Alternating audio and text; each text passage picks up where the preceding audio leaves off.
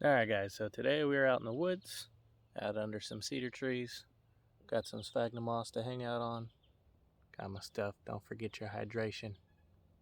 Hydrate with caffeine, baby. Anyhow, we are going to learn a very versatile and pretty well essential bushcraft knot. It's going to be called the straight lash. Bushcraft straight lash, bushcraft lash, call it a bunch of things. It's a big band-aid made out of rope, basically. You don't want any ticks on you when you're out in the woods. Get rid of them. That was a Lone Star tick with a little white dot on it. Anyhow, so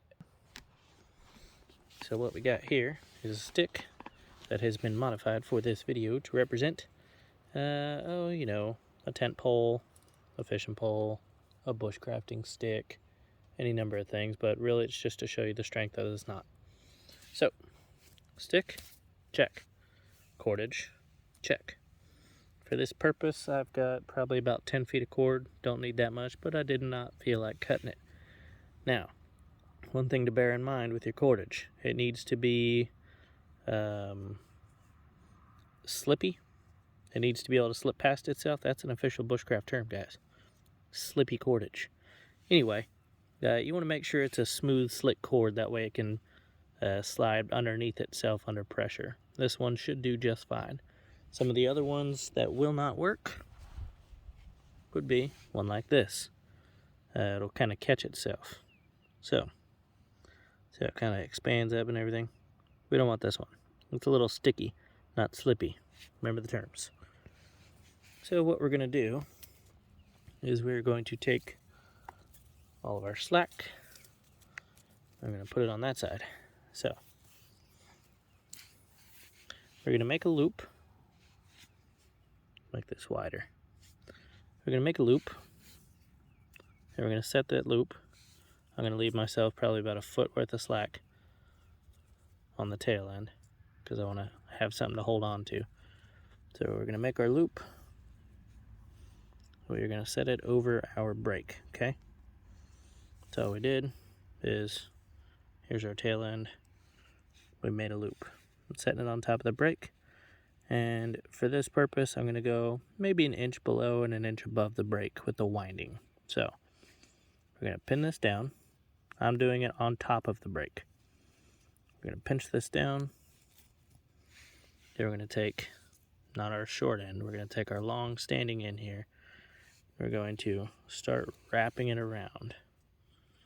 Just grabbing it from underneath.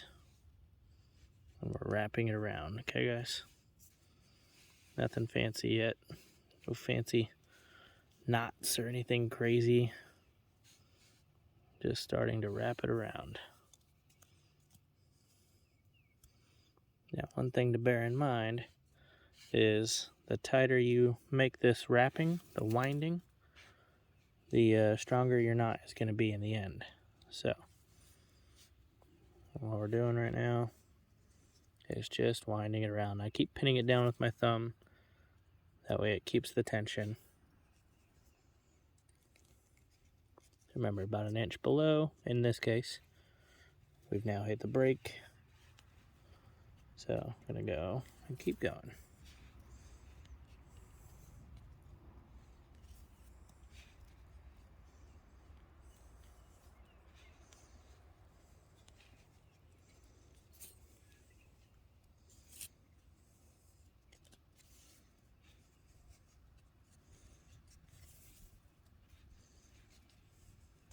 Okay, so we've gone about an inch below and an inch above. Now what we're going to do is with this loop right here, okay, here we are. We still have our tail end. And it loops all the way up through here and back down and starts winding.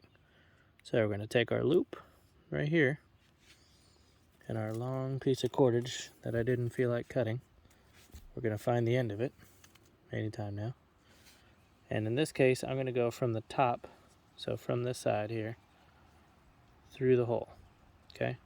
Just going to pass it through. You can go around the back and pull it through this way if you want, but I'm just going to go right through the top here.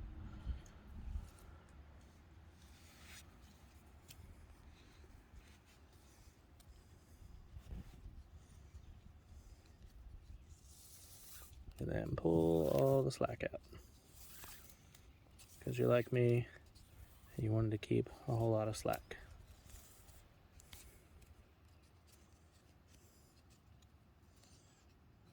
You're also like me and you twisted your knot. Let me untwist this. Don't let it twist. Okay, got it untwisted. I'm actually going to change my mind, guys. Let's go from the back side of the loop through. So we're going to go from the back forward. So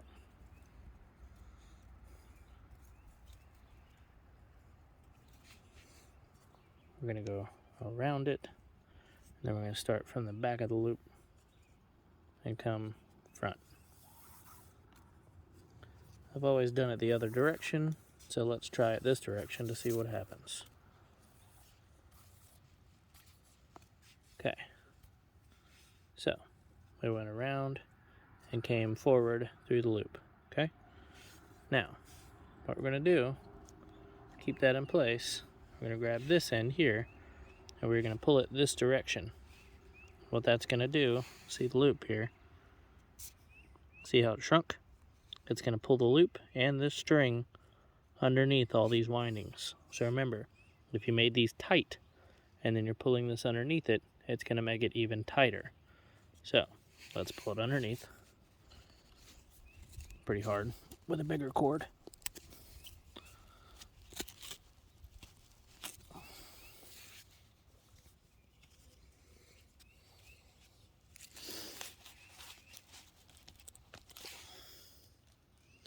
Might have to give it some help here.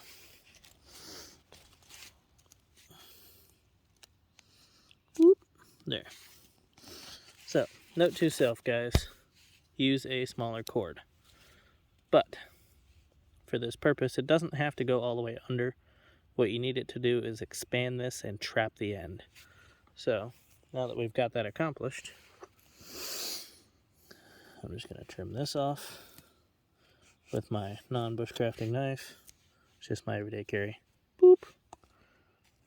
I just like it. It's a Condor. Lost Roman knife. Huge fan. Looks nice. So, then we're going to trim the other end. And there we have. Don't do that. It's bad for your blade. We have a lash, okay? What this is going to do now is it made it a lot sturdier. Now I can't bend it. Ooh.